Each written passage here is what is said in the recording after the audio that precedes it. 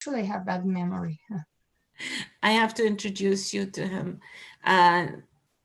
He's absolutely fantastic. He's a job developer with JDS, and I was telling him about your session today. He's going to be joining in, but he's like, he's heard so much about you. He'd love to meet with you, so he's coming specifically just to meet with you. So I'm glad. it's nice. So we are live on YouTube and any other place? No, we're live on YouTube right now, and Okay. Yeah, and then we can have everybody over here. So I admit everyone, people are going to start coming in.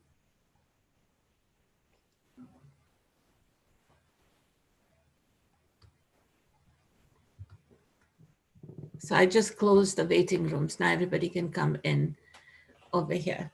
Oh my God, Vishal is here. What time is it, Vishal? 3:00? You're on mute. You're on mute. Yeah, hi Meena. Hi Laura. Hey Vishal. It's 3:30 a.m. in India as of now. Oh my God. But I wanted to attend your session, and Meena especially had called you, so I wanted to be a part of this. Oh. Yes, I'm really excited. This is, heard so much about Laura's session. Now we're actually going to experience it. It's going to be fantastic. Yeah. Hi, Already Shreya. I'm following Laura on LinkedIn, whatever you are posting and other stuff about every Tuesday you post the online events and other virtual events, and you keep on liking the relevant stuff because I also belong to the same domain. So it's quite helpful for I'm me. glad to hear. And Yeah, Meena usually, and on the previous months, I was more active, producing more content on LinkedIn, but I just shifted to a new career position, and then demanding a lot of time. So I kept my weekly posts, and what I'm doing and trying to do every time I share and like relevant posts from other, like from Mina, from recruiters, I know that this gives visibility to my network. So this is something I try to do even when I'm really busy at work, at least a couple of hours just to share relevant content from other professionals as well. yeah, thanks a lot for that because we have been following whatever you are doing actually, and we know that you now work at Kimberly Clark, and prior to that you were at Canadian Tire. Yeah, So exactly. we are keeping that track. Yeah. Yeah. I actually share your lists on a weekly basis with the group, and I tell them to try to attend as many as they can. And also those Google Docs that you had created in the beginning where people were putting in their details about, their skill set. I think those were brilliant. So Oh, cool. you started something, and I think we're all continuing. So No, and you guys are doing an amazing job because every week I see a lot of professionals coming here, sharing their stories, and I think we always learn a lot from each other. So those space here, even if it's a virtual, I realize I love virtual meetings. We don't have we're not in person, but we still have this connection by chatting, and I really like this type of event. And one thing that this has shown is, so I am a huge believer that it needs to be in person because when people come together, magic happens. Yes. And the fact that people get together online without their cameras, I find that there is a huge disconnect, right? So the minute the camera goes on, that connection starts happening. I agree. And that's the reason why I've been doing these get camera ready masterclasses and different workshops. But people are still not comfortable with having their cameras on. Oh, now we have Varun. Carolina is coming on camera. But I agree with you. So I started in a new company and I met every single coworker online. So having the camera turned on really helped me to build this rapport and know the other person. They were not a name. They had a face, they had expressions.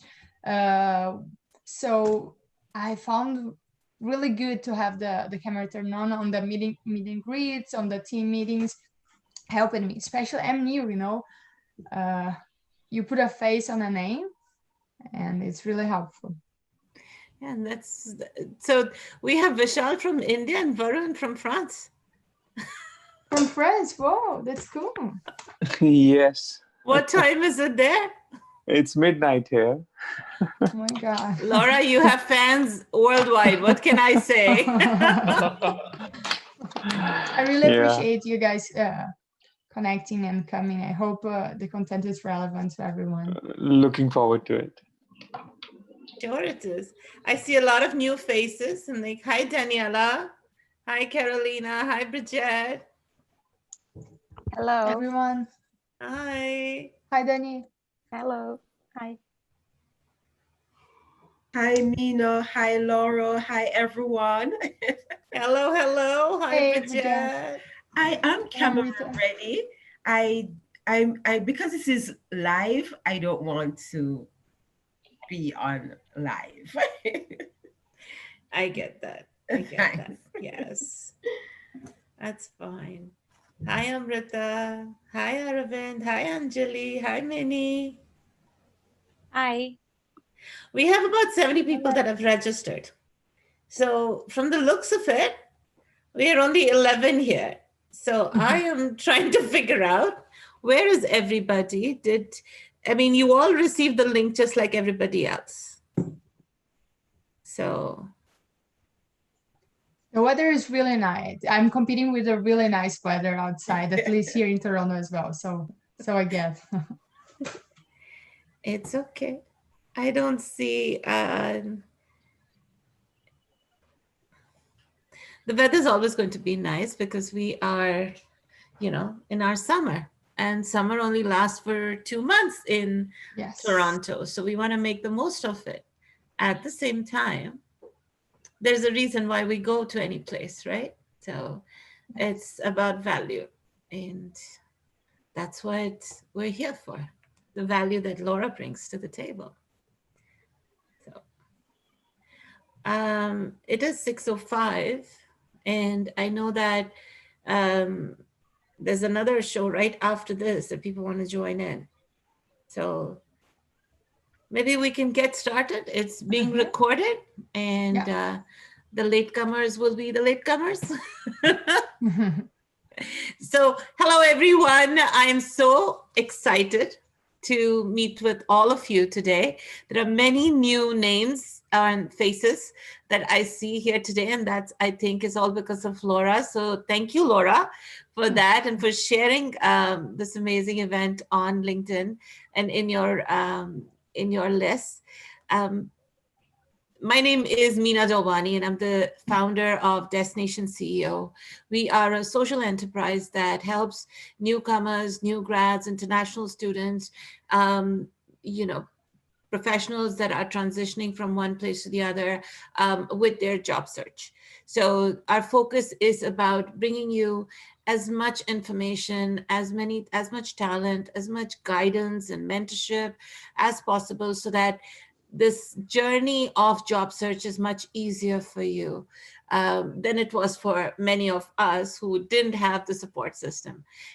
Laura very kindly and generously joined Destination CEO as a mentor and is donating her time today to share this wonderful information, the resources she has, her experiences, her journeys with all of you. It is being recorded live on YouTube. So in case you want to review this again, or you want to go through some of the materials that Laura talks about, you can definitely go on to Destination CEO's YouTube page and channel and find this. So Laura, thank you so much.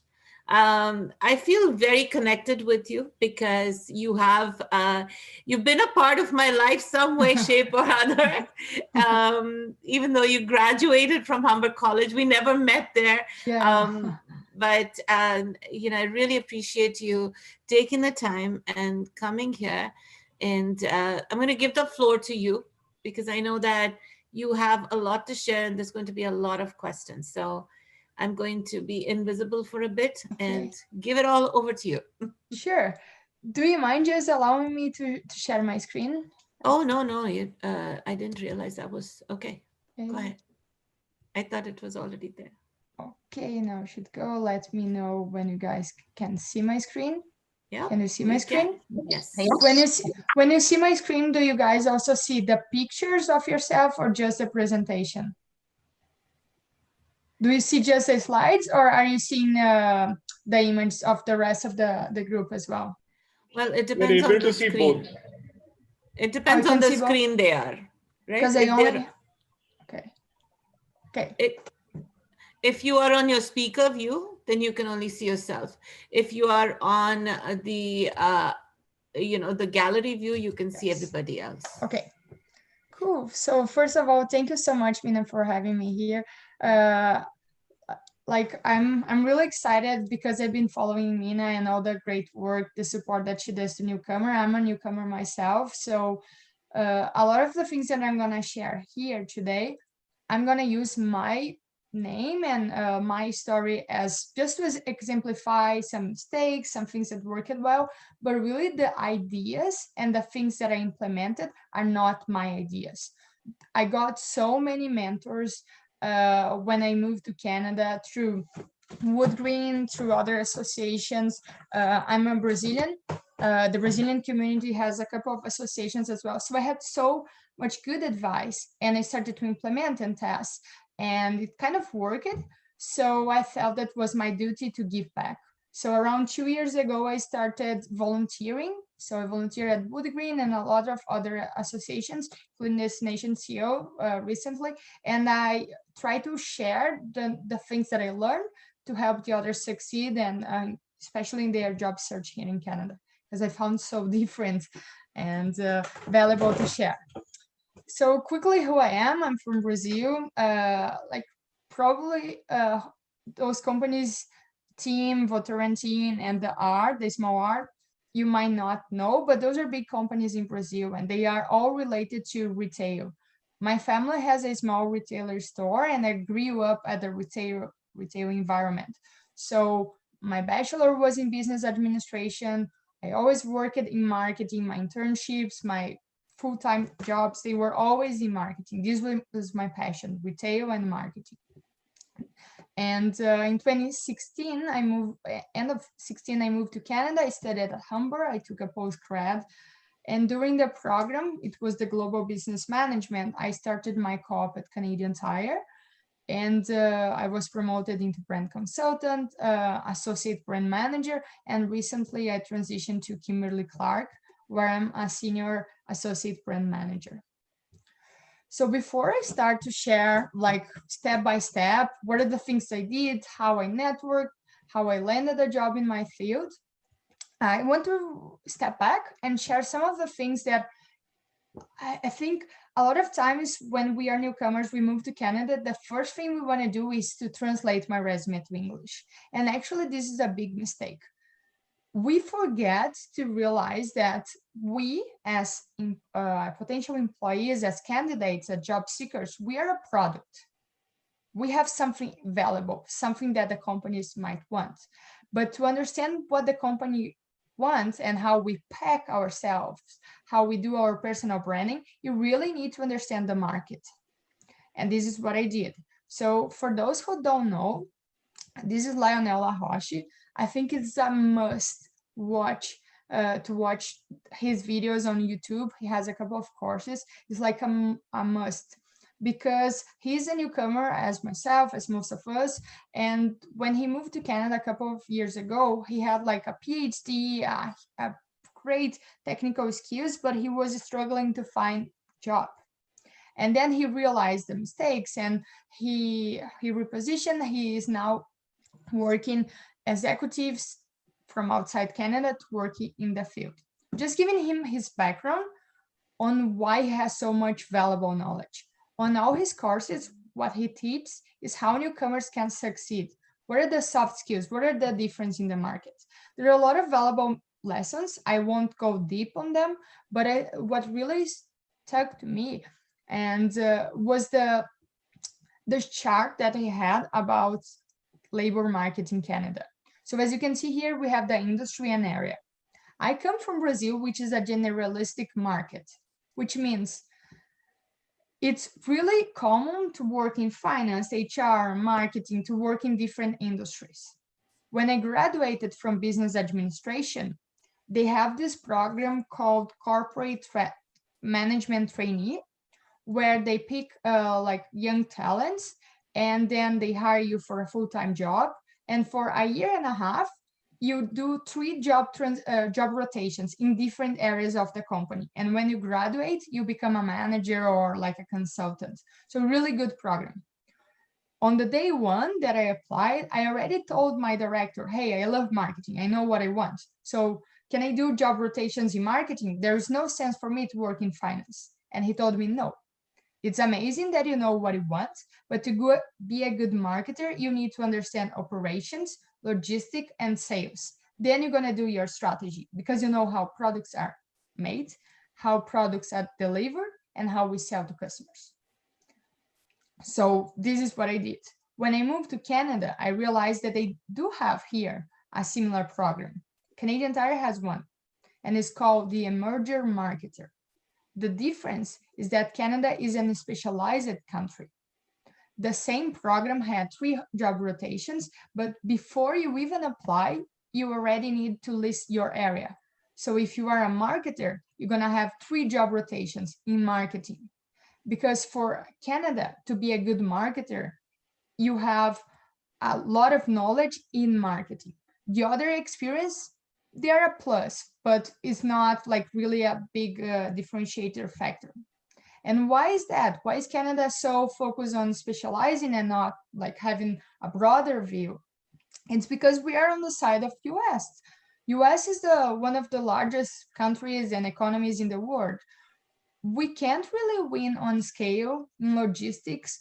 Look what a broad country that we live here. To differentiate, Canadian companies, they usually need to focus on niche, narrow down the problems they want to solve. So every big company that we have here in Canada, we are really good in oil, mining, some industries, but in general, the companies that are large here, they are either focusing on Canadian market only, so Loblaws, Canadian Tire, or if they want to really be global, they focus on this like small problems, they niche, and then they globalize. So Lena LaRoche suggests you, and I really focus on this approach, that you should always try to position yourself with a focus industry and a focus area. For me, it was kind of easy because all my career has already been in focus areas. So I positioned myself as a retail marketing professional in retail and marketing. And why is this so relevant? Because the way that professionals network is usually through associations. So they do have a lot of meetups, groups, and they organize themselves following the same axis. So you're going to have groups and associations by industry. You have Retail TO, the Charter Institute of Building, Entertainment TO, Travel Tech TO, some examples, and then by areas. So you do have the Professional Engineers of Ontario, the Marketing TO, CPA. So this was really important for me to realize since the beginning, because it was very different from Brazil. I do need to understand who I am, what is my area and my industry. So no worries if this seems really complex. We're going to go through the steps. I'm just giving you some initial thoughts before we go into how do I come up with my area and industry. Another thing I want to mention, your current status, especially if you're a student or a job seeker, it really shouldn't define the professional you are. We all come with great experience from our country, either from education, from professional experience. You are a job seeker. You are currently job seeking, but it doesn't mean that you are a job seeker. You are a marketing professional with over 5 years of experience. You are a finance professional with 3 years of experience. This is who you are. You shouldn't present yourself as a job seeker or a student if you have all this amazing experience. Don't undersell yourself. The second one is the meaning of a job referral. Back in Brazil, you would only refer someone who you work with, you know the person is really good. Here in Canada, job referral, because it's a country where people love to help the others, it's really focused on giving back, on helping the community.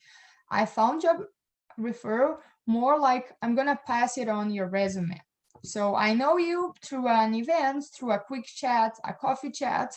I know, like, you know what you want. You seem to be good, sociable, nice. I'm more than happy to help. And one example was when I moved to Canada, my neighbor was a police officer, and I briefly mentioned that I came from marketing background.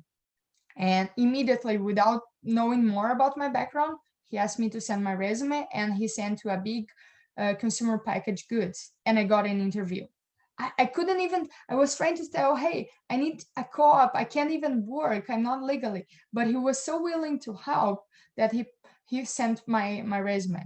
Because again, job referral is about that, about helping the others. So the more you know what you want, the better it is for the other side to help you. Another thing, I call this part-time job, but also full-time job, survival jobs. We all have a lot of bills to pay. And I know how hard it is for a newcomer to have your money at home, but paying Canadian dollars. And sometimes you pay the college, it's really tough. So this is a picture of myself. I was working on a restaurant. I was hostess, I was server, I did a bunch of things in a restaurant to help pay the bills in my first year. But one thing I realized, I quickly jumped in. When I realized I need to work, I applied for a Tim Hortons, and I was called for an interview on a Tim Hortons that was almost 2 hours commute from my place. And I was so excited, oh, I got a job, without realizing, hey, I'm going to lose 4 hours per day in commute. If I'm looking for a job that is a minimum wage, I should really try to focus on something that won't generate a burden. I won't take so much time to get to work. So I focused on my neighborhood. I went there, I gave some resumes, and I got a job 10 minutes from my place. It was pretty much the same wage, but instead of spending 4 hours per day, I was spending 15, 20 minutes. So try to focus, take this approach when you are looking at your part-time job, survival job. If your ultimate objective was like mine, to get back into the marketing field, and this was something temporarily, I need to have time to really focus on the long-term goal, which is to work on my field. And the other thing, does college GPA matter? One thing we don't realize when we are in college, we focus sometimes just on our GPAs. And GPAs solely, they won't really help you to get a job. Your networking, your volunteer during college, and all the things you do when you are a student that are extra, that allow you to meet professionals, know more about your profession, those are the things that are really gonna help you with the job. GPAs on a resume, it's not that valuable, I would say. But the connections you make, those are super valuable. When I was at Humber, I experienced a strike. I think we had 40 days without any class. So I took those days and I started to attend a lot of events in person for free that I found on Eventbrite about marketing, digital tech. In 3 weeks, I met so many great professionals that landed so many referrals, and this is how I got my paid co-op. So I realized it's not only about the best grade, it's about a balance. How do I network? I build my career, but also I learn and get good grades.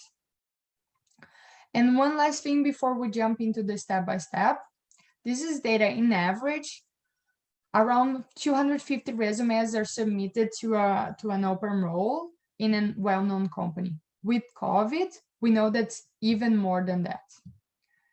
Out of those resumes, around 75% of them would come from online portals. So where everyone goes, we all go to LinkedIn, Indeed.com, or company website.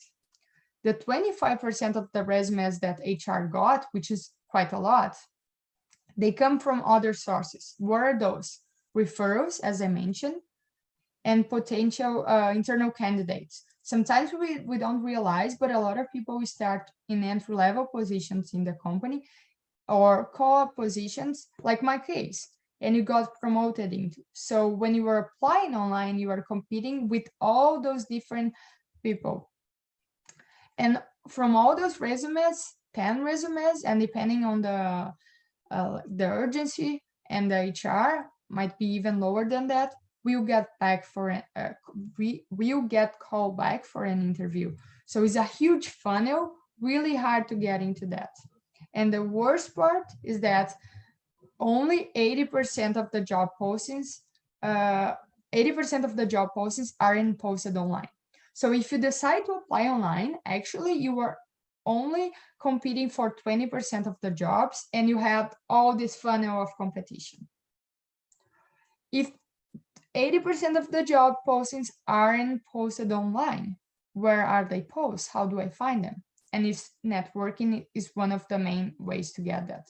The second one, a lot of recruiters, they don't create a job search, a job posting on LinkedIn. They create a post, like if I want to post something today about this event, but they create a post and they say, hey guys, I'm hiring for this position, email me. Because to create a job posting, you need to have the recruiter profile on LinkedIn, or you need to pay. So a lot of the times they just post there, and only those who follow the recruiter or are connected are gonna see this. So again, that's why knowing people and doing network is so important to start to see those positions. And if we know all this funnel is really hard, very competitive, why do we still rely on online applications for getting a job? I was one of them who started doing this. And the reason for that is that when you are a newcomer, you come here and it kind of gives you a sense of accomplishment. Oh, I have my spreadsheet and I'm like just managing all the positions that I applied. Today I applied to 30 positions. This is amazing. Tomorrow I applied to 50 positions. So it gives you an accomplishment. Oh, I'm doing something. But when you look back, you're going to realize that out of the 100 positions you applied with the same resume, you probably are being called for one or two, or you are not being called at all. So my main objective today is share my story that things worked and didn't work for me, but really to make you guys stop fighting with the algorithm. When you're applying online, you are uploading your resume, and an algorithm from LinkedIn, from company website, is filtering through keywords the best resumes, the ones that match the most. So your resume won't even show to the recruiter and HR if you don't have all the keywords and everything, especially if for those transitioning careers. If back in Brazil, I have worked with HR, here I did a college in marketing and I'm applying for a marketing coordinator title and all the activities that usually a marketing coordinator would do don't appear on my resume, won't be anywhere. So I won't rank well on the algorithm. The only way for me to bypass this is by being in touch with the HR, the hiring manager, and being able to tell my story, all the transferable skills that I bring to the table, and all the experience, all the other great skills that I have. But this is not done online, it's done through network. So before I move to like the steps and things to do, any questions so far? Feel free to open your mic or put in the chat. I just want to make sure everyone is good. So now we're going to move. Okay, how do I do the networking? How do I get visibility to all those job opportunities? And one thing I want to mention, this is not a one-off task. This is a project. Jobsearch is like a company project, like a project that we do on our work. It has an objective. It takes time, takes consistent, and a lot of determination, resilience. It might take months, but this is how it is. And I'm just trying to be transparent to manage your expectations, because it's not applying for one position and you're going to get the job. It takes a lot of time and preparation. And I realized by following those steps, I had a lot of homework on the step 1 and 2. But when I went to the interview stage, I almost didn't have to prepare. because I had all the answers and all the information before. What I did in this step-by-step approach is to really try to take the lead on my own career. Instead of reactive, seeing a job posting and posting, knowing beforehand who I am, what I want, what is my area and my industry, and proactively coming and creating those opportunities. So the step one, I'm just gonna go back to Lionel Laroche, area and industry. Now we're gonna start to learn how I come to retail and marketing. How do I figure out what is area and industry for me? First thing to do, start to reflect and some self-awareness. What are my strengths and skills? Where can you really, what type of positions can you really bring value to a company? Companies, they don't like to hire people. It's costly. We take vacation, we go to Brazil, we enjoy. It's a cost. They like to hire professionals that are gonna be able to solve a problem.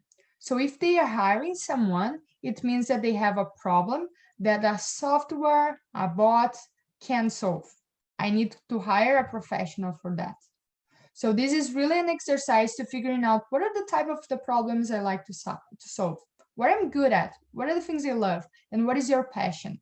When you know your passion, any of the following steps are going to be way easier, I promise to you. So how do I find out the job position?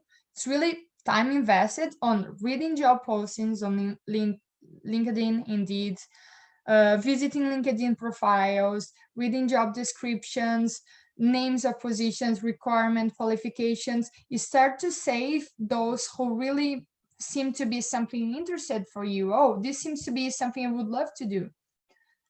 Start to save the keywords you're gonna need to use later for your resume to figure out what are the main keywords that the positions you were applying for need. Also, when you were doing this research, you might realize that there are a lot of Canadian names for positions. So some examples from mentees that I had. First one, actually, this was my husband. Back in Brazil, he used to work with Excel, doing analysis on sales and supporting the sales team. He had a team subordinated to him of 6 people. They were doing Excel all day. And when he translated, literally, like Google Translate, the name of the position in Brazil to the name of the position in English would be Market Intelligence Supervisor. But we can't only translate. We need to adequate. We need to make sure that it makes sense to Canada. When he did all this process, he started to read job positions. He realized Market Intelligence Supervisor didn't exist here. What he was doing was actually a data analysis job, a data analyst, a data analysis lead job. So this is how he translated to.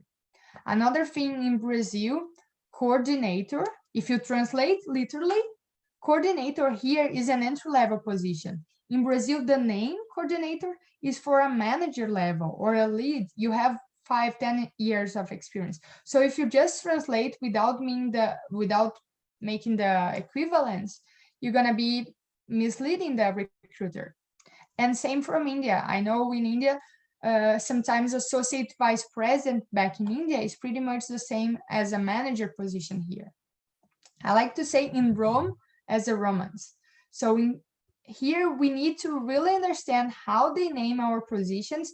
And it's not a problem, you are not lying. Actually, you are being like really truthful when you go back to your positions and you rename them according to how the market call them here. It's so important. If you tell something that they're not used to, they won't be able to understand what you did back home. So when you do all those steps, really the goal here is to understand what are the 2 to 3 positions and the names of them that you will be applying for. I don't want you guys to apply into 10, 15 positions. When you do all this exercise, you should be pretty much able to realize, in my case was marketing coordinator, brand consultant, and marketing analyst.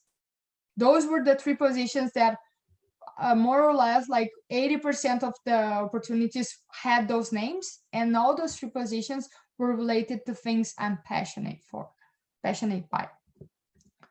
And again, I'm not saying if there is a position with another name, you shouldn't apply.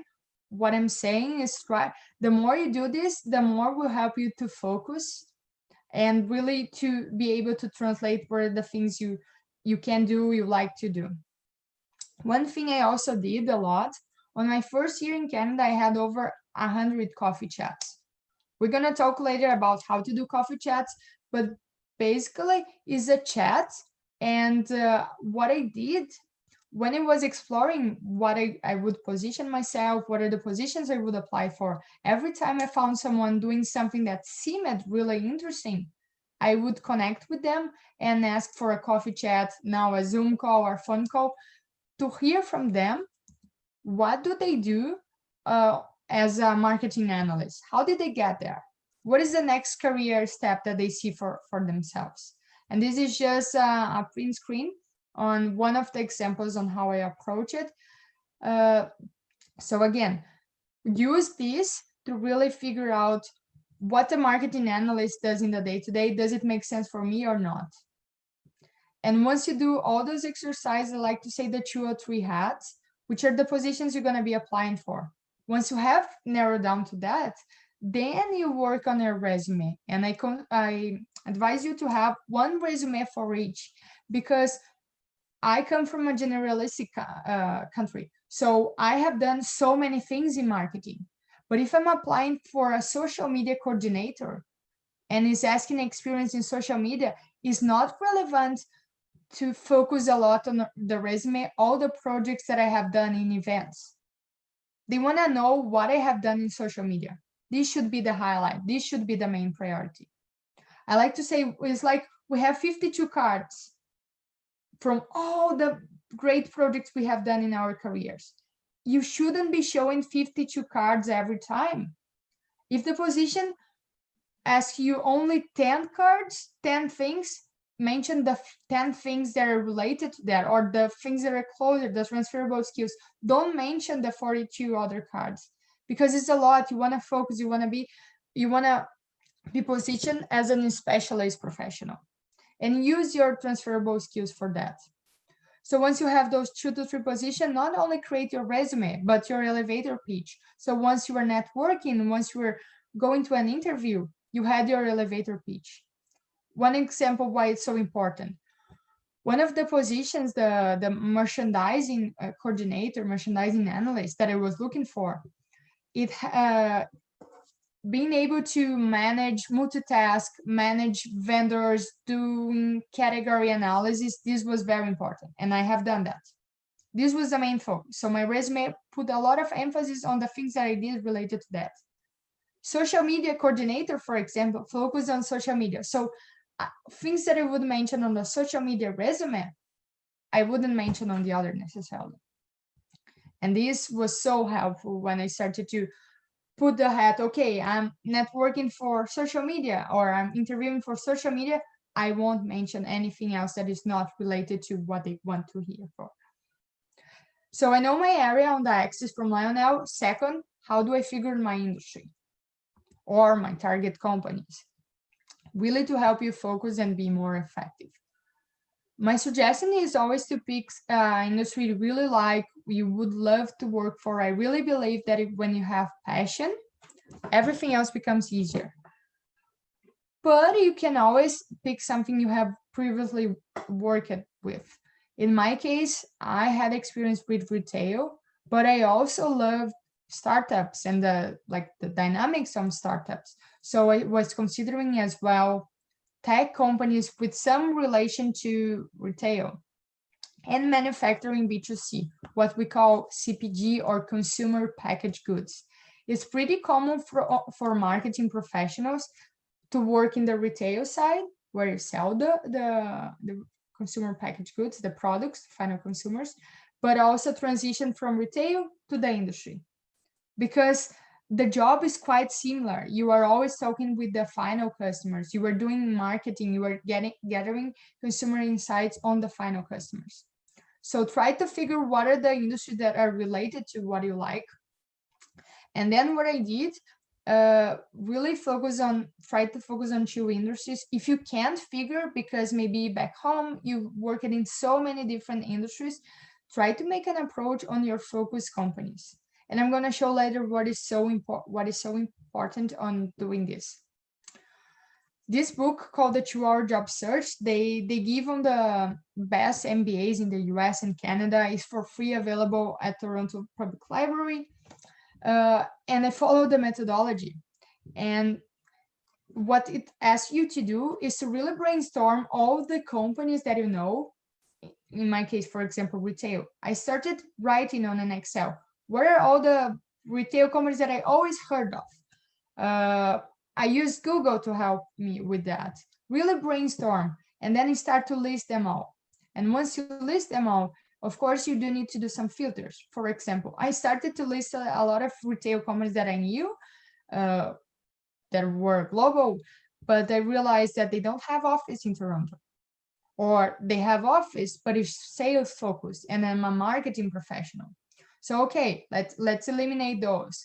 Assign like 1 to 3, what are the ones you really want to work for?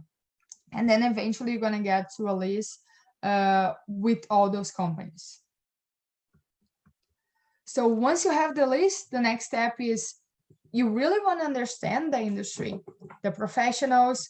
Are they hiring? What's going on with those companies? You want to become an expert on an area that you like and love and you want to work for. So you can follow, and this is what I did. From all those companies that were here, so let's say IKEA, Loblaws, I would go on LinkedIn and I would follow every single employee on the LinkedIn. Do you guys know the difference between follow and connect? Are you aware? Connect, the person needs to accept. Follow is like on Instagram. You follow their content. They don't need to accept necessarily, but you see everything they post. And this is exactly what I needed as a newcomer. I needed to understand what marketing professionals on the retail, what do they do? What events they attend? What are the news? Where do they keep like posted on what's going on in the industry? I started to follow newsletters on my field, to listen to podcasts on retail in Canada, to Google Alerts is a free service. I strongly recommend you. I set up Google Alerts on the top companies I want to work for. So every time there was a news, for example, an acquisition or something, I would get an alert on my mail. So imagine the power of having all this knowledge when you go to an interview and you know so much about the industry and the company. No, all the candidates, what we do, the day before the interview, you Google, you go to the company website, you just say the generic things. When you do this proactive, you know what's going on in the industry. You have so much content to show in an interview or during networking. You start to become an expert on our industry and focus companies without even working there. And this is so powerful. This is what really helped me to be able to transition to retail. And then you also realize what are the main challenges, what are the current situations. Some companies you might realize are laying off. So maybe I won't even bothering with this company for now because they're not expanding. Or on the other side, this company is expanding, is hiring. I really need to connect with people there because I heard the digital department is growing, things like that.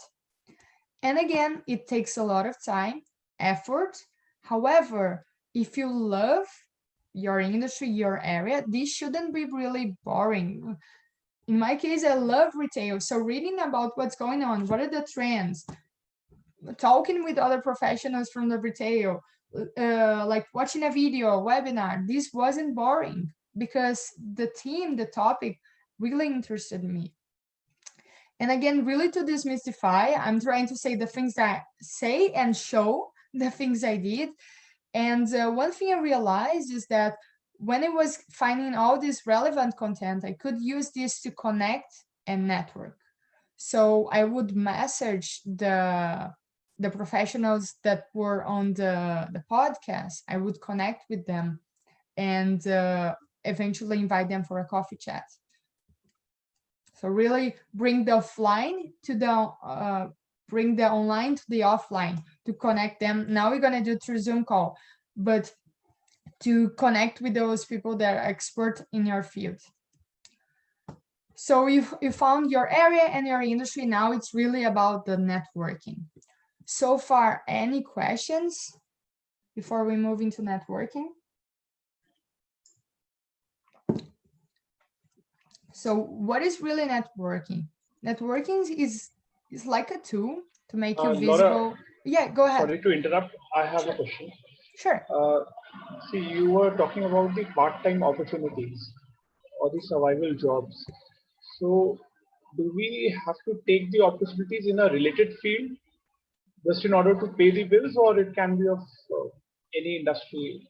What is your take on that? Vishal, great question on that. In an ideal scenario, if you know what you want, you would take a survival job really related to that. Because then you can use on your resume and your LinkedIn. For example, if I'm in finance, is there any survival job related to, or if I'm in data, a data clerk, a data entry is a survival job, but has some relation. Like my husband, he was in marketing, he got a brand ambassador. It's a survival job, but was related to what he was doing. So ideal scenario, yes, this would be amazing. But I do understand that COVID and a lot of things might make it more difficult. And So one more, yeah, one sure. more No, question. I love the questions. Yeah, one more question. See, I was handling brand. I was a brand manager in my previous role in my home country. So what I was like reading and understanding from people is you can aim for one level down the current profile, whatever you were having in your home country.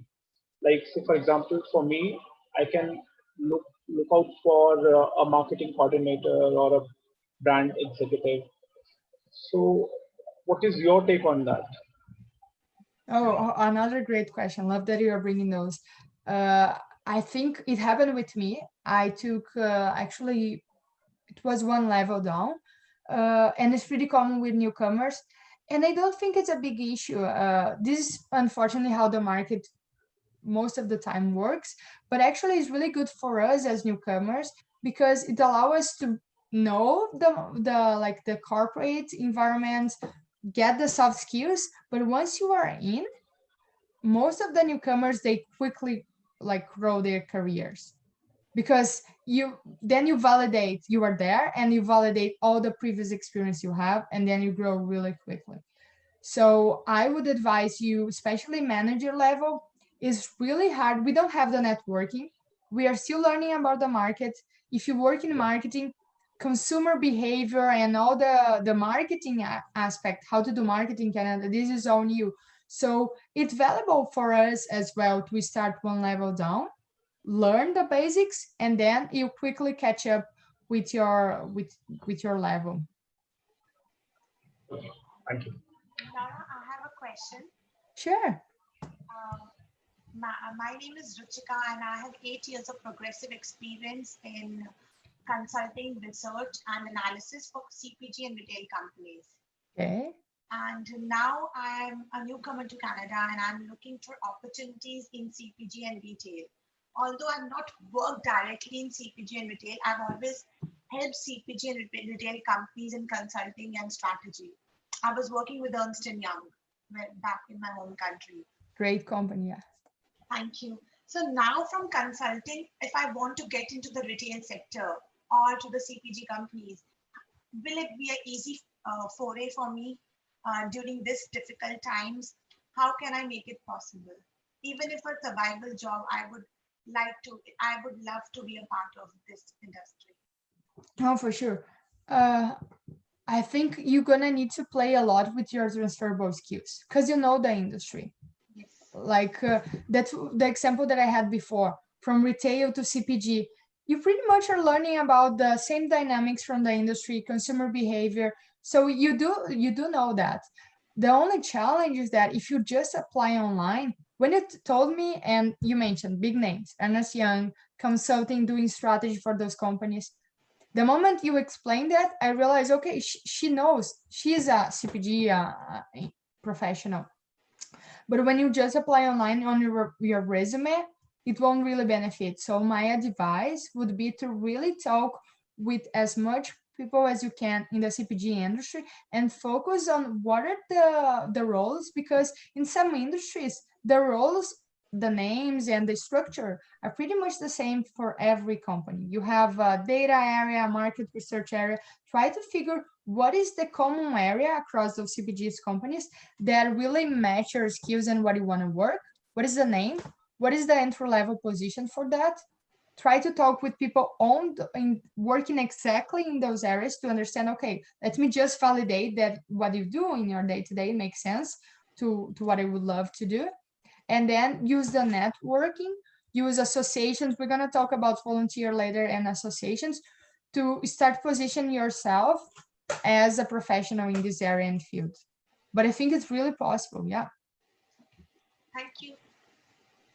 And just one thing, in Brazil, the Votorantim Cimentos, the company I work at, I position it as a CPG, but it wasn't a CPG. It was a manufacturing company. We were producing mortars and cement, so really gray market construction. However, back in Brazil, 80% of the sales are in retail stores. So I was always doing retail strategy. Right. So this is how I frame when I was doing interviews for CPG companies. I do have this experience, not exactly in a CPG, but I was doing exactly what you guys do. So I think this is the challenge that you're gonna need to face, how to frame to position yourself. Okay. Thank you, Laura. No problem. So networking too is really to make you visible, get exposure, build your personal brand. When you know what you want, then you really need to position yourself and build your personal brand. In my case, I wanted to be perceived here in Canada as a marketing professional in the retail industry. So the networking is really the main tool that helped me to start building this brand. Another thing I like to mention, the Laura ambassadors. I remember I mentioned in the beginning of the presentation the importance of referral. So I had the companies I want to work for. I knew what I wanted. I knew how I could bring value and solve problems. So the next task, when I follow all these people, I also made sure that I met every single, at least one person on every single company that I was focused on working for that would know my story, how I could help. And eventually, if there was an opportunity, they would either let me know or refer myself to HR. So this is what I say, the Laura ambassador. Really changing the way we approach job search and career. Instead of being reactive, I own my career. I know what I want. I know how I can add value. And then you take the lead on that. So how can I do networking? And for sure, it's not applying for jobs at home.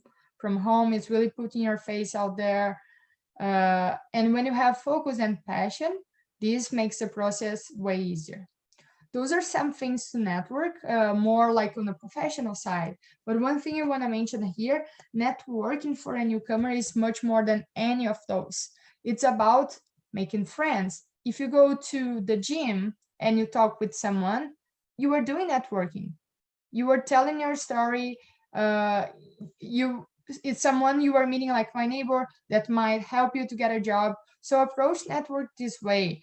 It's something way more natural. It shouldn't be like, oh, this is an informational interview. No, any opportunity that you have in your life in Canada, or even before Canada, when connecting with people, might translate. It's networking and might help your career and your life here in Canada as well.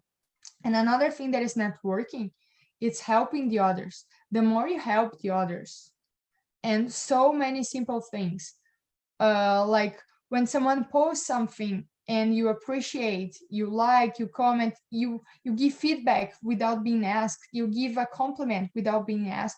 This is helping the others. This is networking as well. So I will quickly go through some of the things you can do. Networking through LinkedIn. LinkedIn app is a must. Make sure your LinkedIn is updated. The job descriptions, the headline, the skills, they all match what you have found before. So if I want to work, if I want to look for brand manager roles, I need to have brand manager on my headline, and the skills need to match the skills that usually a brand manager position would require. Another thing I want to mention, if you have, I'm going to talk about volunteer. If you have a volunteer role, you are a marketing coordinator for human society, something like that, this should become your role here under your headline. Because you are not a job seeker, you have a role, you are marketing coordinator for human society Toronto. I'm going to go more in detail about that and the volunteer and how you can leverage that to your career as well. LinkedIn Premium has some features. You can look what are the keywords that recruiters are looking for to find your resume. So make sure that this really matches what you are aiming to get for your next step in the career. If they don't match, go back to your resume, make sure to your, LinkedIn, make sure it's optimized. Another thing, if you're not using LinkedIn, it's because it's not interesting. And if it's not interesting, it's because you haven't taught the algorithm what are the things you like and not. We forget that LinkedIn is like any other social media. The more you engage, the more you like, unlike, follow, unfollow, the more LinkedIn learns what are the things that are relevant for you. So this is what I did. One of the first things, all my connections back from Brazil, I kept them, but I unfollowed. Every time I would see content that was not related to marketing and retail, someone from Brazil was posting something in Portuguese, I would unfollow them. They don't know that I unfollowed, they can't see, but it would make my content feed really relevant and a powerful tool to help me land jobs in my field. So as important it is to follow professional, it's really important to follow content not related to your ultimate goal. You can follow hashtags, follow and connect recruiters from your field, set alerts to your focus companies and positions. And again, the more you engage with content, which is like, share, follow, the more you're gonna see relevant content. So another thing on LinkedIn, it's so important to create content because it's gonna not only add value and help the others, sharing relevant stuff, relevant content help the others, but also helps you to build your personal brand. So some examples. I wasn't used to LinkedIn. In Brazil, we don't use, but the moment I realized the power of the tool, I started to leverage it a lot. And I felt in the beginning, oh, but who am I? Like, I'm no one. How am I allowed? Like, why should I share something on LinkedIn? I'm no one, you know. I had all those, I was so afraid of doing this. And then I realized that so many things that we guys are already doing, sharing with our partners, with our friends, why not share on LinkedIn if it's professional related? For example, Destination CEO has so many great webinars like that you guys are attending. Why not the takeaways, the notes you make, share on LinkedIn. Make posts about that. Help the others with the learnings you took. You read a nice book, a podcast, an article, you took a course. Share with your network. Motivate the others to do the same. So some examples here, what I did, I wrote a step-by-step job search, an article sharing my story and those things that I did. Then I found like TEDx Toronto was recruiting for volunteering and such an amazing opportunity. So I decided, okay, let me spread the word. Let's help the others because this is such a great opportunity. And see what is the impact of that? Like 25,000 views, a lot of people reaching out. And I was just like, hey guys, take this opportunity, apply through the website. So helping the others, like the universe always goes back to you. You get positive energy as well. Retail TO was a meetup that I was attending a lot. So every time I would attend, I would share with my network. Hey guys, if you are in retail and CPG, it's a must to attend. I love studying, making notes. Every time I would attend, I was taking those notes for myself. So why not share with my network as well? So those are all examples of posts that you can do. And one thing that I started to realize that was happening is that I was getting this positive feedback from connections, from professionals, that the content was relevant. And it was like, okay, so let me do more, because something that I was already doing offline, which is attending events, taking notes, studying, now I was just sharing with the others. And I was receiving positive feedback from there. So I'm pretty sure it's gonna happen the same with you guys if you are not doing yet. Another thing, you can create content. We talked about that, but you can and should always engage with content, which is sharing, liking, commenting on posts of professionals that you follow. So every time you comment, you like, you engage, all your connections see as well. So that's why for those who follow me or connect with me on LinkedIn, you're gonna see every time I see a position or a course, a webinar, I try to comment, because it's not really only good for the person because she says, oh, someone appreciates the content I'm sharing, but it's also good to my connections, which now are gonna see this content. And all those things, they take time, a lot of effort, consistency, but shouldn't be really boring, because if you love what like the things you want to work, if you're passionate by, all the content should be relevant to that, right? So this is a challenge. I know you guys are attending a lot of events from Destination CEO and other. My challenge is really to take a screenshot of the event today, or any other from Destination CEO, or any live that you are attending, a podcast, but really create your first piece of content if you haven't done yet. Use hashtag, tag the professionals. Tag is like at, and then you put the name of the person. And then check your profile view growth. Check the great feedback you're gonna get. And let me know, because I'm gonna be the first one to like and comment and really motivate you to keep doing this. A few more things about LinkedIn. Avoid sharing content in your native language. You are in Canada. You don't want to be perceived as a newcomer. You want the others to know you as a marketing professional, no matter what is your background.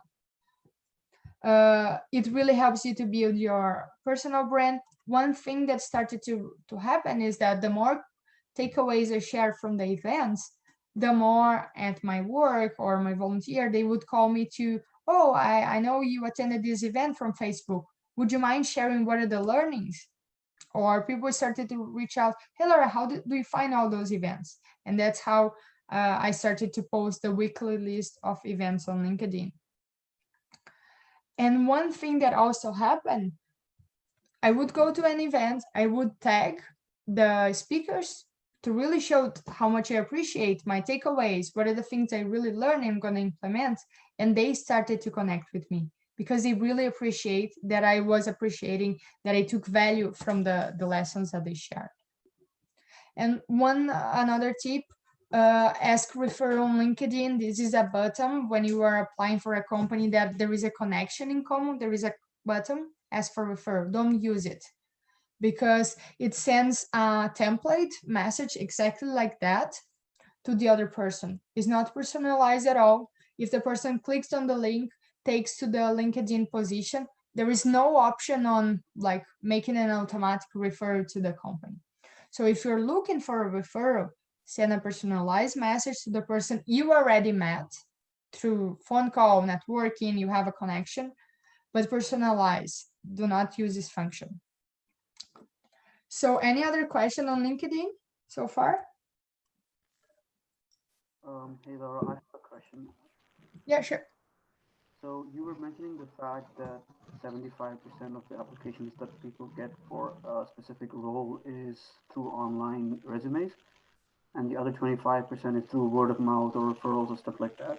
Or internal candidates, yes. Yes, and so what percentage of people who are ultimately getting hired would fall into that 25% or 75%? So let's say there's 100 job openings, right? And Yeah. there, the 25% of the 25 people getting hired through internal referrals. Is that the case, or a majority, like 70-80% of the hires that are happen from that 25% pool?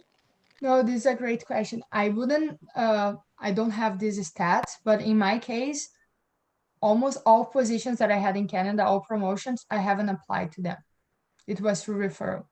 Someone found me, or I came to the position through referral. Same for my husband and my friends. It's so common, the power of the referral here.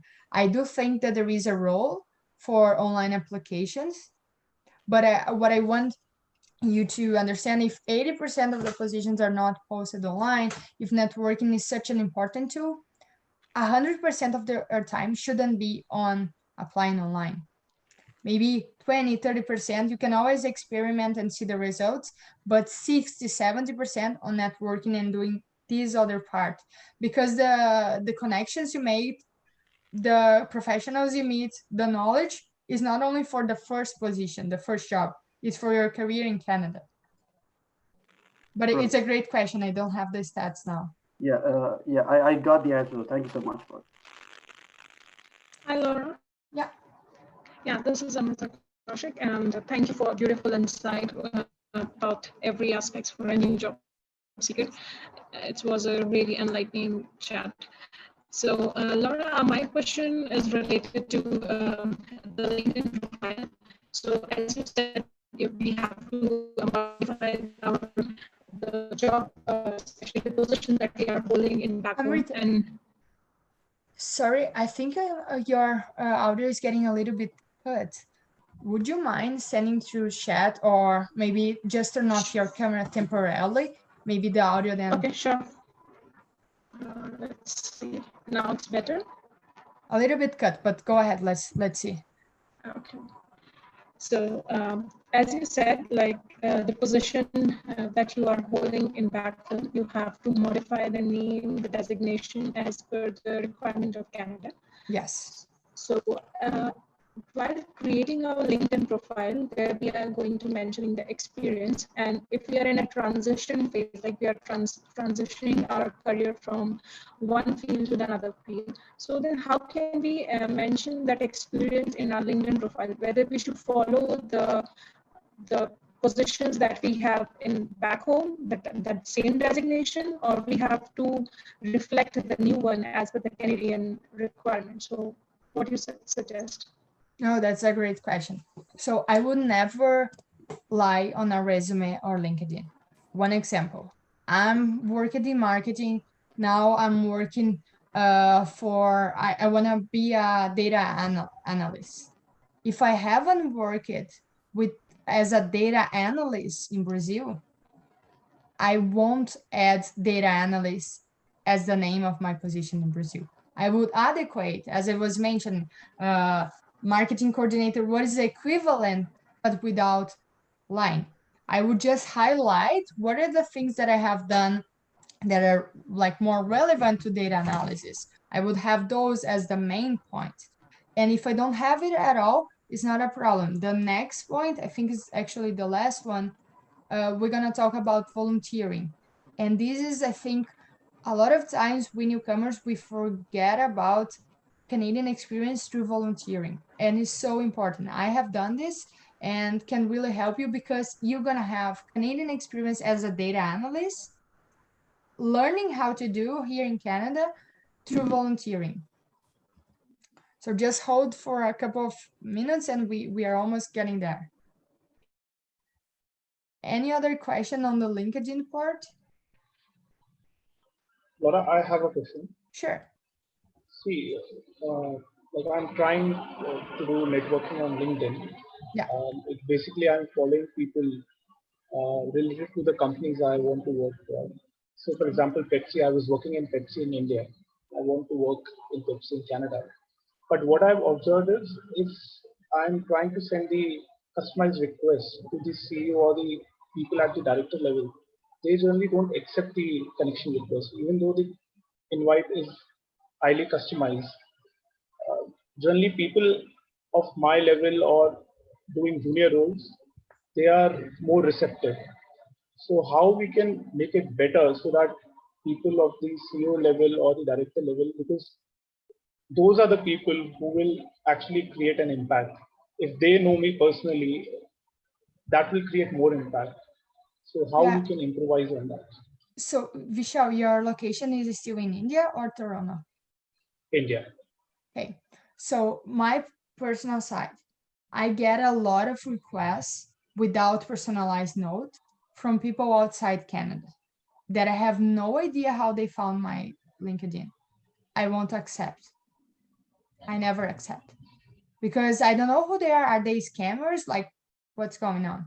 So I do think that just for the fact that you are not in Canada, unfortunately, puts you automatically in the big bucket that from all those, unfortunately, all those scammers or people that are randomly connecting with 20,000 people at the same time. And even let's say you change your location to Toronto because you are coming soon to Toronto once COVID is done. This might help mention to the others, hey, I'm moving to Toronto in, like, I'm calling you from India, but I'm moving in, don't say the message now, but say like later. The other thing, usually managers, directors, those are hiring managers, but those gets a lot of requests every day.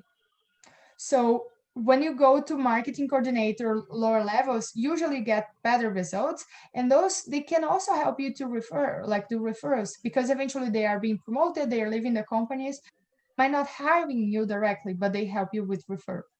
Another thing, we're gonna go on the next steps on some tricks, how to, I like your approach to be very personalized, but how do we find other connections, other bonds to mention on the message when I'm approaching someone to connect?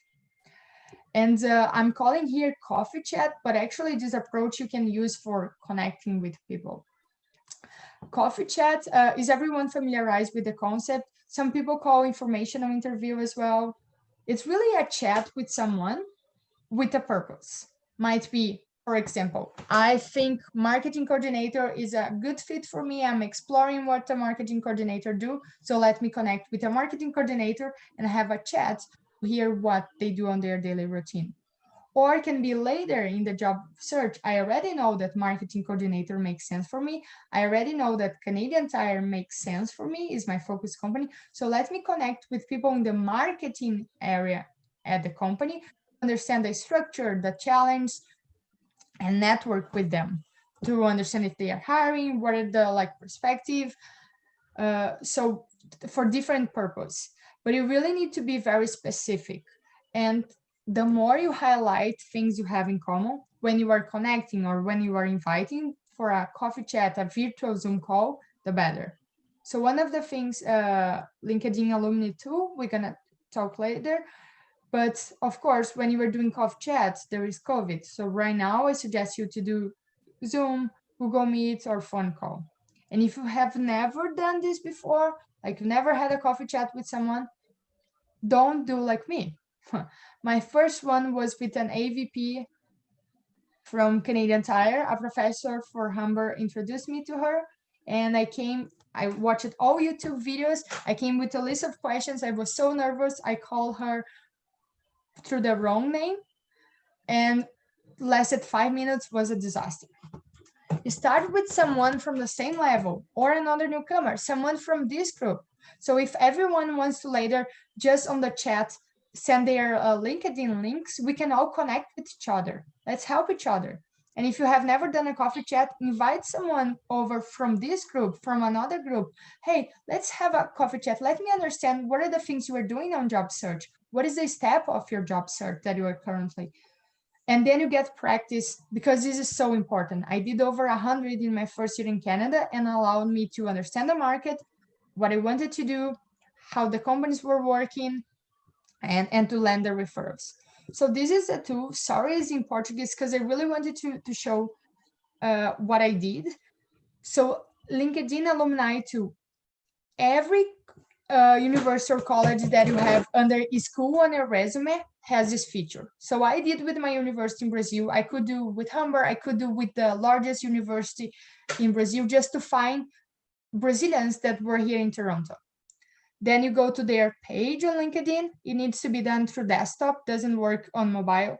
Find alumni, and then you can filter by Toronto. You can type who works at Canadian Tire, who is a marketing coordinator. And imagine if you're doing with the largest university in India or your own university. This is such a strong connection with someone. You share the same country, probably the same values, the same language. You are both newcomer. So the chances of someone accepting your connection are way higher than a regular. Even if they haven't met you, if they don't have, just by mentioning, we studied at the same school. And sorry, the one in the right left is in Portuguese, but I did exactly that. And I connected with directors from a lot of retail companies that were from a university that I have never met in person, but I use LinkedIn to connect and go through a coffee chat. The second one, someone I was following on LinkedIn was always sharing relevant content with retail. I was always liking, commenting. We went for a coffee to talk about the industry. I landed a job offer. He invited me to work with him. So again, knowing what you want and connect using all those things. So Vishal, same background, newcomer, if they are from the same group, destination CEO, if you volunteer, if you are in the same group on Meetup, use all those things to try to maximize. If you are following and constantly commenting, liking, engaging their content, if you listen to a podcast, you can use all those things as bonds to really make even more personalized. But when you are not in the market, I would send 10 connection requests, I would get 2 to 3. But it's okay. So I'm going to send 30, 100. So it's a process. And the more connections you have relevant to your field and that you met, the better. Because then every time you would invite someone, they have someone in common as well. So yeah, quickly. Yeah, sure. So Laura, we are talking about LinkedIn connections here and networking. So when I saw a job posting in one of the retail companies, it was Canadian Tire, and I reached out to a couple of people at the same level and to two people at a senior level who I can think of a hiring manager or director level people. Now these professionals did not respond very soon to me. So it was a week and I could not hear from any of them. So how long should I wait and follow up with them? And is follow up considered a good thing? Is it okay to follow up with them on a regular basis, even if you are not hearing from them? Or maybe they're connected to your request, but they're not responding. They are not replying back. So how can we manage that? Have you reached out to them to ask for a referral? No. Just to connect? Just to connect, I said, I'm looking for this role and I'm very passionate about, I would like to know about this role. What do you do? I want to gain more insights into this company, about the industry, about the retail landscape. Can we have a coffee chat or a connect? No, perfect. I think you did a great approach. Follow up, I strongly recommend you guys to do. We here are people do a lot of things. This is summertime. There is a lot going on. Sometimes we need to disconnect because we are in front of so I sometimes take 3-4 days. I read the message, so you're going to see my face, and I'm going to take 3 to 4 weeks. If I always try to remember on over Sunday, go through all the messages. So I really appreciate when someone does a follow-up. So I would wait 2 to 3 days, or maybe 4 days, do a follow-up. Do a second follow-up if needed. If you have done the second follow-up, didn't work, then just park it for now and move on to the next one. But follow-up is pretty common. Not necessarily we're gonna see your message, but we are busy, we're doing other things. We might not message right away and we forget. Okay. Sure. So, good question. So networking through events, you guys are pretty aware about that. We're attending the event today, but Eventbrite, Meetup, and LinkedIn are some of the main sources. And I really encourage you to share your learnings. Help the others by sharing what are the things you learn. And as I mentioned, every Tuesday, I try to share a list of the events that are happening, some webinars. Events for me was so powerful that through an event that I attended with other retail professionals, I met all the speakers because I knew I was learning about the industry. So I had some questions, good questions to ask them. I connected with all of them, sending personalized messages. And during the event, I not only asked questions in front of the others, but I talked with them by the end. And then I got from one of them, really started to be my mentor. He liked my story. And he guided me what are the type of positions I should apply to get a job in retail. Where should I start? And she introduced me to her husband, which was a vendor from Canadian Tire. And then I got into the co-op exactly the position that she suggested me to start working on. So again, knowing what are the things you want, knowing how to tell the others what you need help with really, really helps. Just moving to the last piece, volunteering. There are two types of volunteer here in Canada. One is the one-off, like one day and that's all. And the others are more like the medium long term, and really depends on your time availability, what you want to achieve. And for me, volunteering, I realized that there is a hidden, like there is the hidden job market, there is the hidden volunteering market. Doesn't mean if a position is not posted, doesn't mean that the position doesn't exist. You can create that. And you can create by finding how you can add value to create your own opportunities. How do I do that? I'm gonna show my example and what are the things I did. First one, there was this great event in marketing. I couldn't afford at the time, I wasn't a student, but when I was following professionals from retail, I saw everyone was going to be there. Everyone was speaking at the event. So I found the contact from the company that was organizing. I messaged them. There was no volunteering position posted. I found them. I messaged and I said, hey, how can I help? They created this volunteer role for me to give the accreditation to speakers. And they asked me two things. Please make sure that you attend the sessions you really want to watch, and make sure you don't have any volunteer shift during the lunch with the speakers and the cocktail with the speakers, because you know how you're passionate by the industry and how you're gonna love to have the opportunity to connect with them. And on top of that, after the volunteering, they offered me a referral letter to help me on my first job applications here in Canada.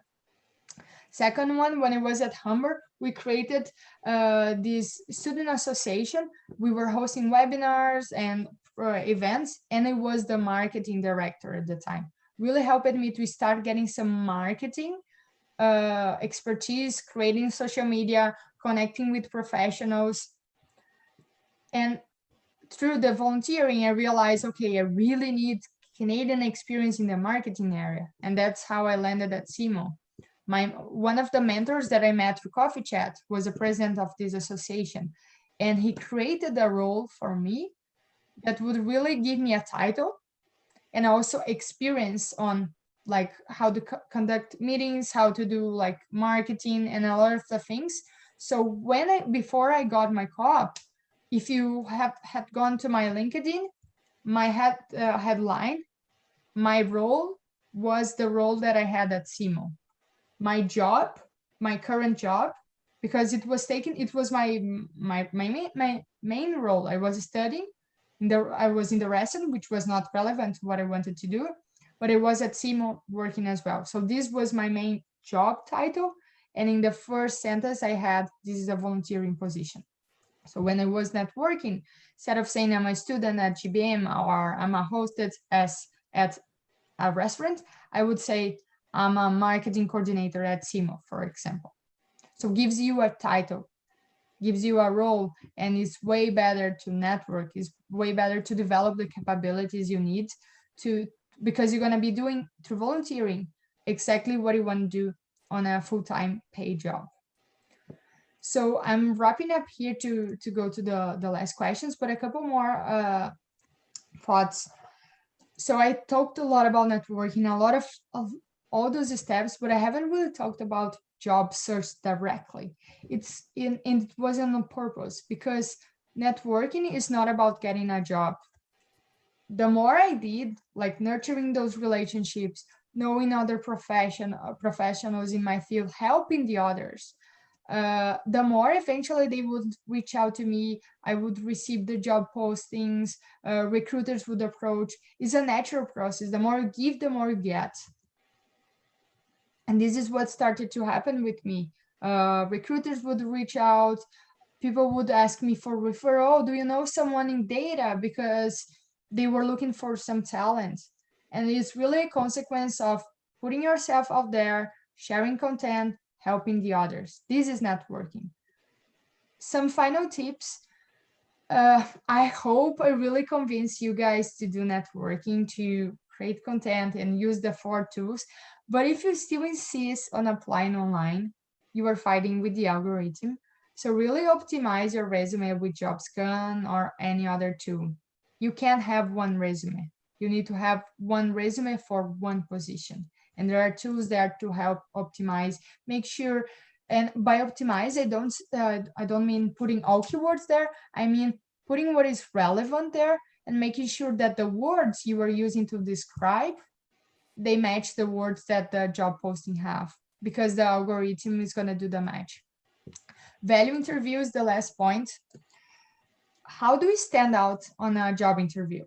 When you are an expert in your field, you have done all the previous steps, this probably is going to give you a lot of extra points.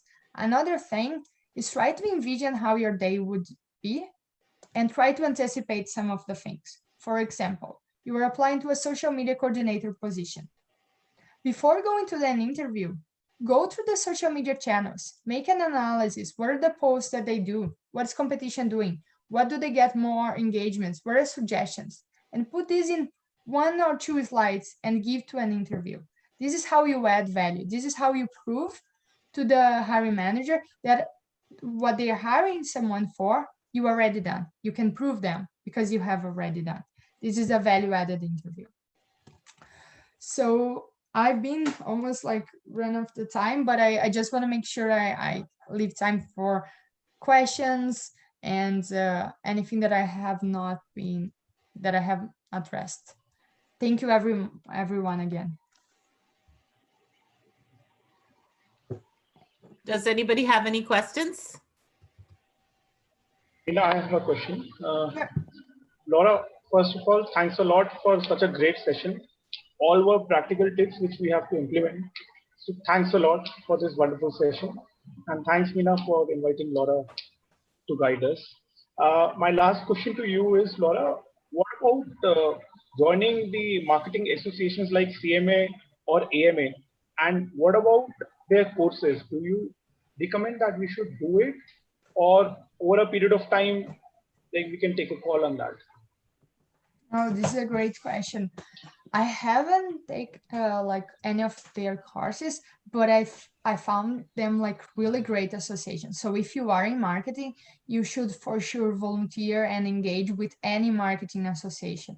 And don't think only marketing association like the ones you mentioned, but think on meetup groups, other like social organizations, groups that are more organic, that are not as famous, but that you get in touch by searching on Eventbrite and Meetup, because what you ultimately want is to connect with professionals and be where those professionals are, learn from them, what are they doing. So groups and associations are by far the best way to do. And if you can volunteer, it's even better. Thank you.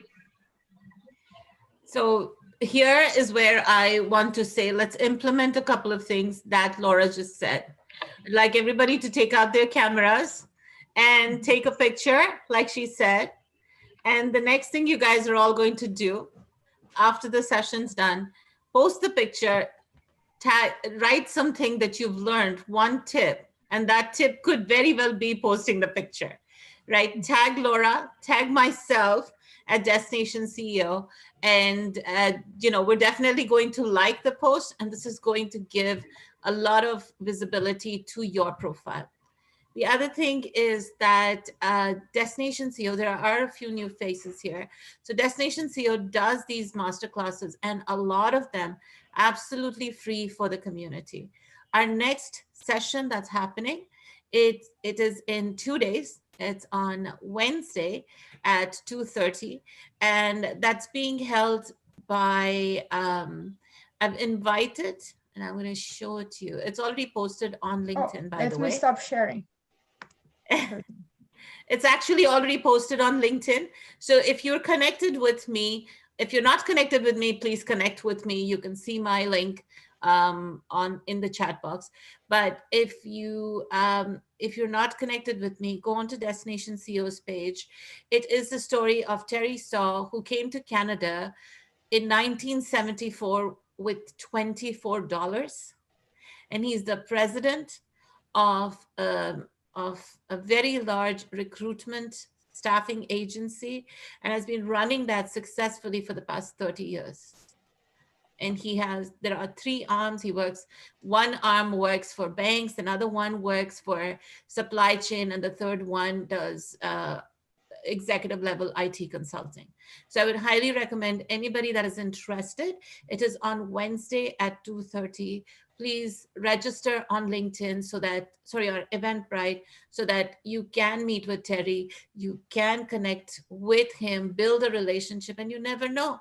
He might be the next connection that can help you get your next job, right? So let's do these couple of things. Laura, I have to admit that 70 people signed up, and I'd hope that, with 70 people, at least 50 will show. But it's disappointing. But I don't know what else to say.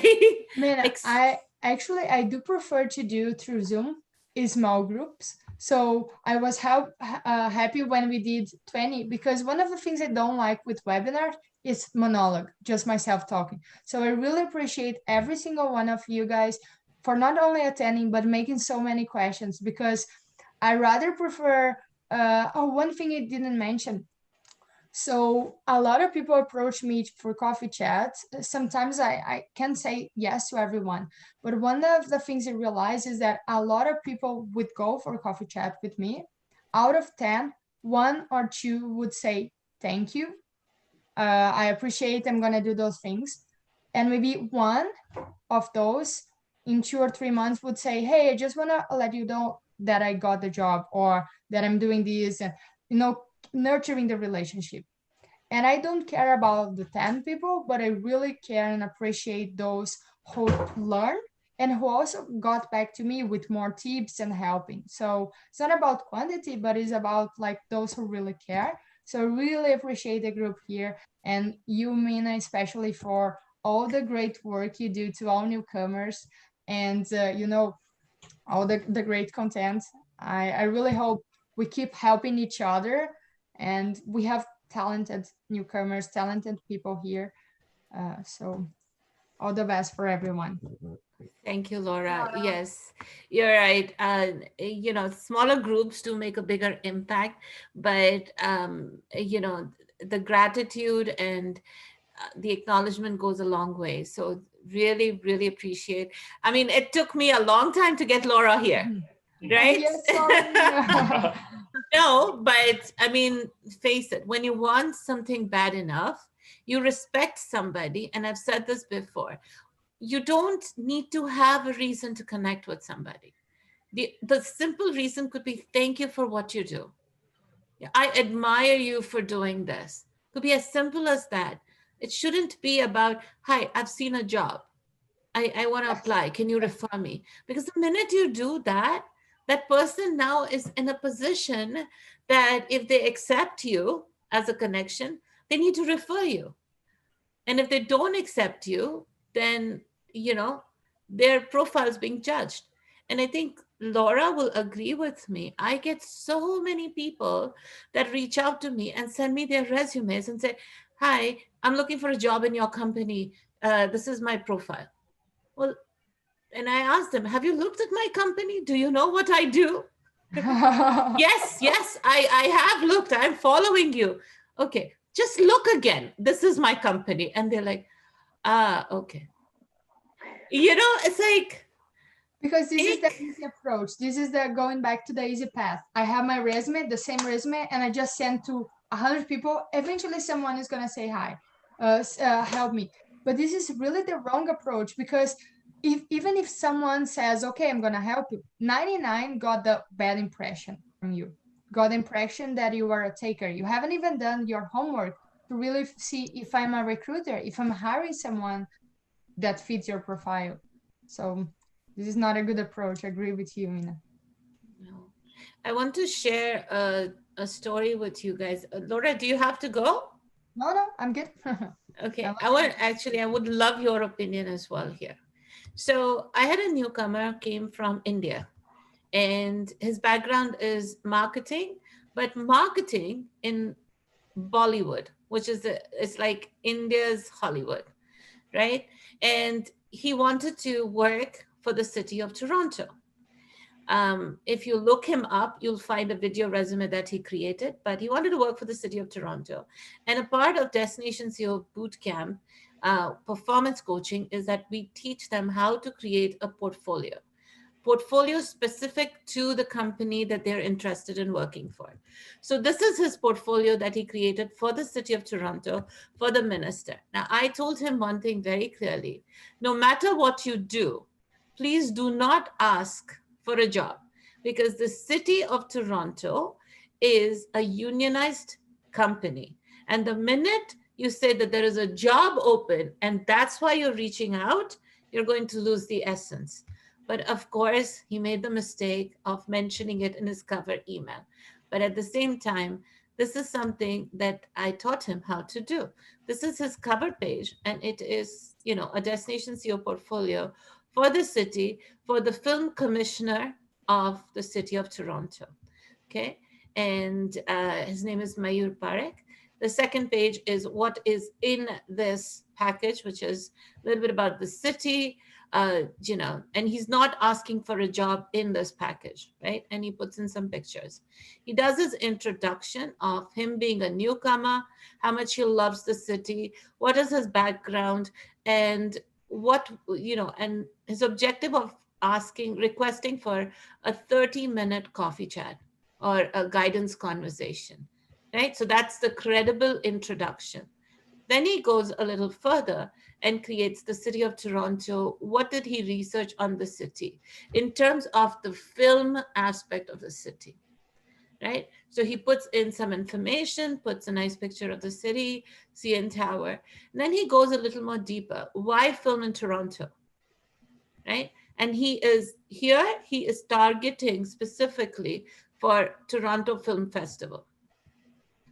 Writes down the projects that the city has been involved in and how it benefits other, organizations from different parts of the world to come to Canada and make a film. And then he puts the competitors and partners. And this is the commissioner. Who is this commissioner? What was her career trajectory? And why he aspires to, he aspires to work under her. Why is she his dream leader, right? And the last thing is he creates his dream job. This is my dream job. This is who I am. And over here, he mentions what his specific skills are. But you know how Laura was talking about the keywords and the algorithm match? Well, this is where he puts the keywords based on the job description that was posted for the manager of film and entertainment for the city, right? And he attaches his resume. Well, guess what? So this goes, but in his email, he asks for the position, and here he mentions the position. So the commissioner accepts this, looks at it, acknowledges it, and says, because you mentioned the position and we are unionized, I cannot meet you unless and until the position has closed. So here he lost a great opportunity. When the position got closed, the commissioner, he followed up, the commissioner actually invited him. They had a 2-hour conversation. At the end of the conversation, the commissioner actually said, I think you are absolutely fantastic. You've done a great job with your portfolio. And I would like to talk to my board of directors and see how I can bring you in to bring Bollywood to the TIFF festival, the Toronto Film Festival. Unfortunately for him, COVID happened and TIFF got canceled this year. But this is a story that just happened a few months ago. And this is one of the portfolios. We've got hundreds of portfolios like that have attained hundreds of positions with large organizations, smaller organizations. So similar to what Laura was talking about, do your homework, do your research. When you reach out to a company, you need to be able to say why you're reaching out, why that person means so much, why that company means so much, right? So that was a little story that I wanted to share with all of you, the importance of research prior to creating that connection, going to lead you to very far. There was another mentee of myself that he really wanted to work for a big media company, and it's really hard to get there if you're a newcomer. So he did all this homework, he knew the industry, and then he realized that the logo of the company, his dream job, was a pencil. So he went to one of those places where you do like sampling and stuff, and he created a pencil with the name and the favorite sentence of the CEO of the company. And he shipped with a handwritten letter, very creative because he was in marketing. And he just delivered to the receptionist, who then give to the CEO. The CEO emailed him and said, let's meet for a coffee. So he got 30 minutes. How valuable it is to have 30 minutes with the CEO of one of the largest media companies here in Canada.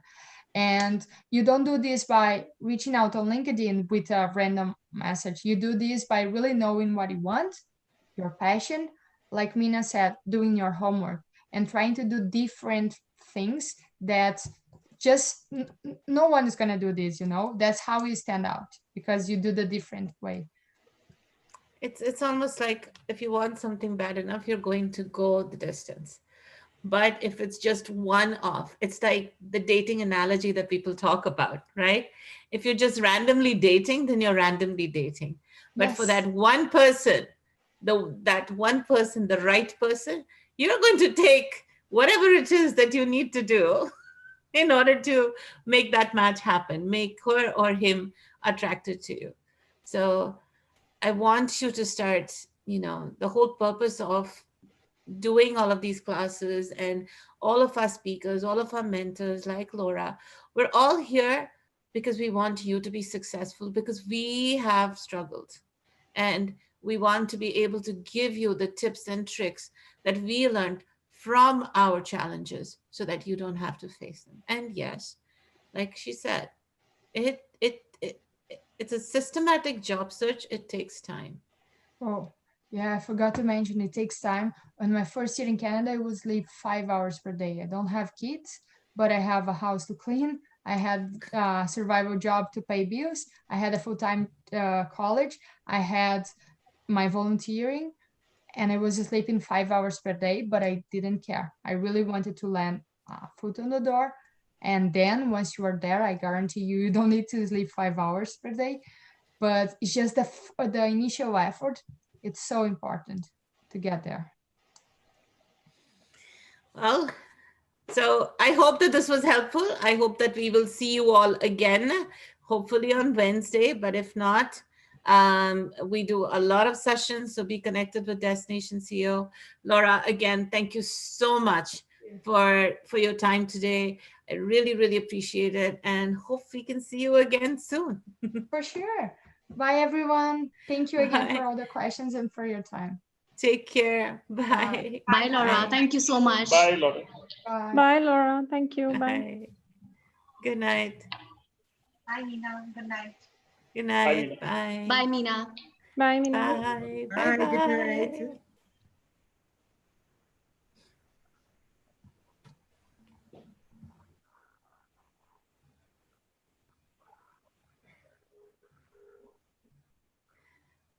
Amrita, did you enjoy this? Yeah, that's really, really great. And the piece of advice that you mentioned through the particular